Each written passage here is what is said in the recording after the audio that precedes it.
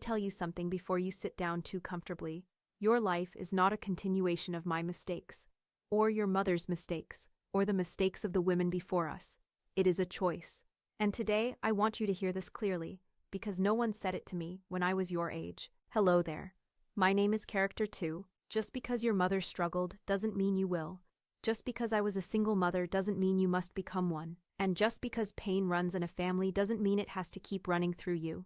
Come closer, sit with me for a moment.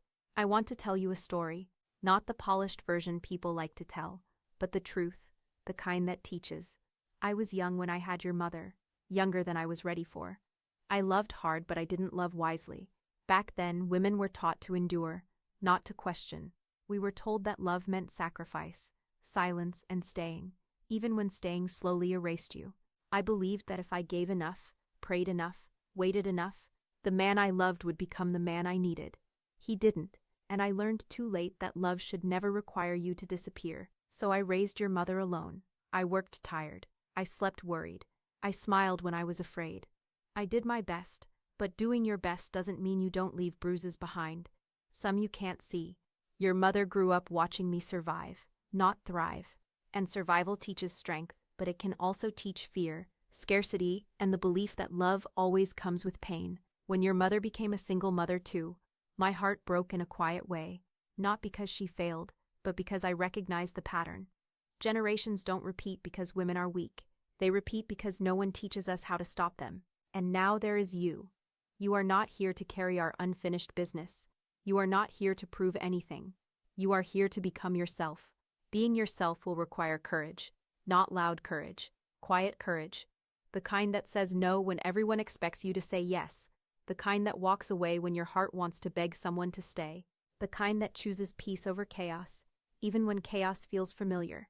Let me tell you something about love, because this is where many women lose themselves. Love does not mean enduring loneliness while sitting next to someone. Love does not mean being the only one trying, calling, fixing, apologizing, understanding. If you feel like you are carrying the relationship on your back, you are already alone. Pay attention to the signs. If you are always explaining your feelings and they are always minimizing them, if you are always adjusting and they never do, if you feel anxious more than you feel safe, if you feel drained more than you feel cherished, if you are scared to be honest because it might upset them, that is not partnership, that is emotional labor without support. Learn to say no early. No is not rude. No is not cruel. No is a boundary, and boundaries are the language of self-respect.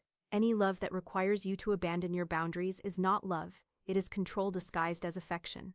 I didn't know that when I was young. I thought love meant proving your worth.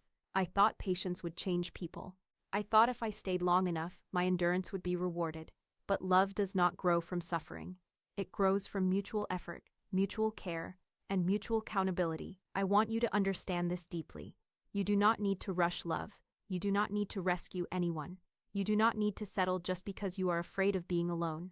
Loneliness inside a relationship hurts far more than solitude. And listen carefully to this part, because it will save you years of pain. You cannot heal someone who does not want to heal. You cannot love someone into being ready. You cannot shrink yourself to make someone stay. If you do, you will wake up one day and realize you traded your future for familiarity. Breaking the cycle does not mean rejecting your mother or rejecting me. It means learning from us. It means honoring our strength without repeating our wounds.